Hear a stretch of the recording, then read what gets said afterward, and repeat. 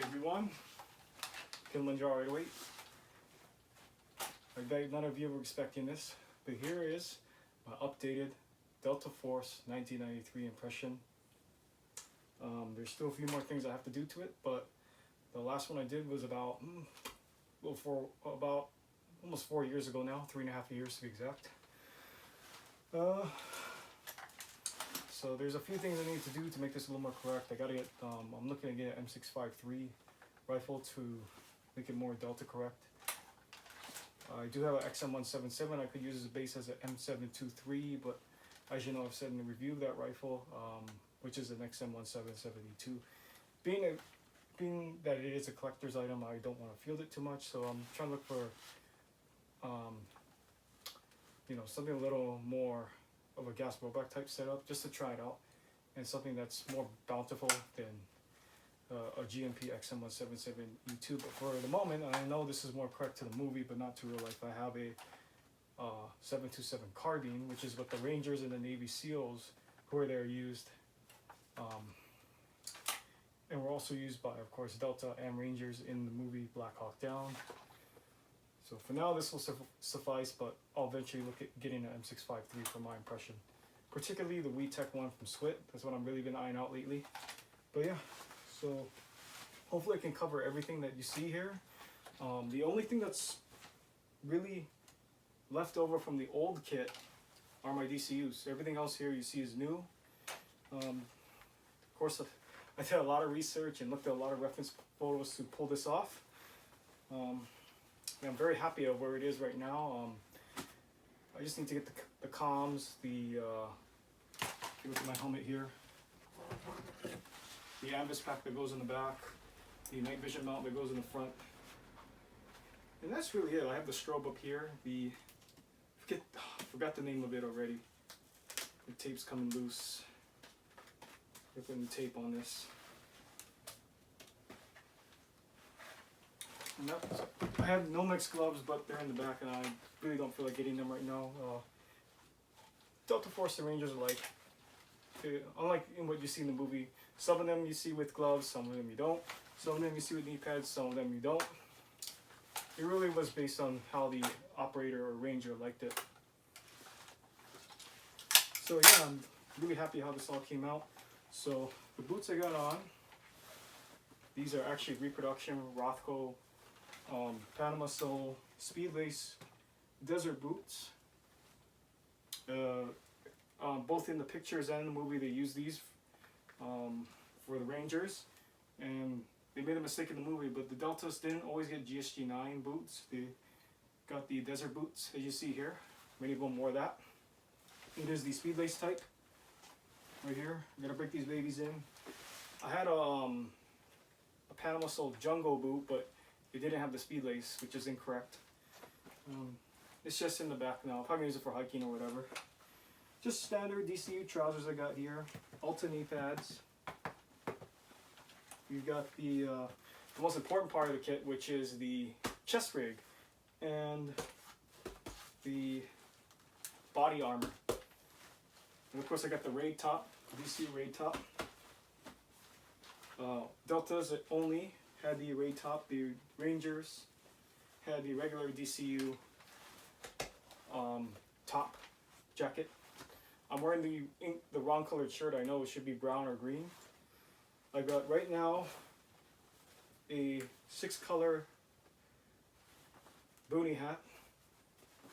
You could sew your some guys had their rank sewn on top here,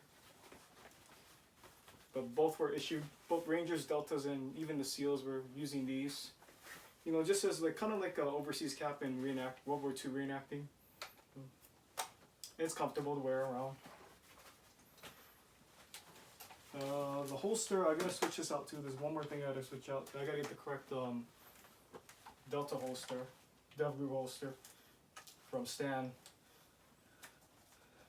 I have it attached to my black duty belt, which you see here, and I have a Assault Systems tactical duty belt right on top of that. I can't mount any gear on it, otherwise it's gonna lean one way or the other, so it's just kind of for show. I have my hook to my trouser belt right here, my duty belt. Just a black true spec duty belt. Got from eBay like many years back. So with the gear, this is the most important part of the whole Delta thing, apart from the helmet. So I've got the chest rig right here. This is a Toy Soldier one. This mounts, as you can see right here, through these plastic clips. If I get anything wrong, just correct me, please. It just kind of buckles in like that. Actually really cool setup. There was another one you could get. It's I forgot the name of it. My friend was telling me about it earlier because he just completed his Delta Force impression. I forgot the name of it. It was like 5 times the price of this, because this is like $40 and you got to get it from China and Toy Soldier HK. And I just got nothing but magazines in this thing. You can see right here it has 2 areas for radios. I just put all magazines in it for now until I can get my comms. But it's I can tell you this, with plastic magazines, because these are actually mag brand mid-cap mags, it balances out the weight real nice. I had metal high caps on the sides here for a little while because I wanted to take up the void, and the whole thing just was so heavy and really hard to run around with and so on.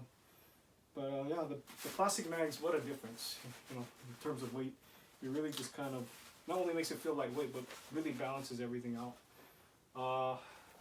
The body armor itself is the FOST type body armor. These are, you can't find originals really, or if you do, they're really expensive. So stand, I got this one off eBay together as a kit with this and the helmet used for like $340. So this one is actually size large. So let me just kind of take it off so she can take a little look at it right now. Right there, that's really the core of it. This is what makes Delta Force really cool. And it locks in pretty much like modern body armor. And I don't know if all of them had the US flag patch, but mine came with the US flag patch. And how this all comes together is like this. And they come a little long. You get the Toy Soldier chest rig. So I put some electrical tape on one of them, and I shortened, and I played with the buckles here. I didn't cut anything, and I got it to the right size I like, or the right length that I like. It just goes on like that. It's very simple. I mean, this is a great alternative if you want to take a break from using World War II or like even Korean War, World War I type kits for airsoft or reenacting. Definitely a good alternative, I would say. So I feel a lot more comfortable in this, playing like on a hot summer day or whatever, than wearing full-on wool, my World War II stuff in the dead heat of summer or hot weather. So yeah, now you want to see it with everything, huh? I know you do. And so do I.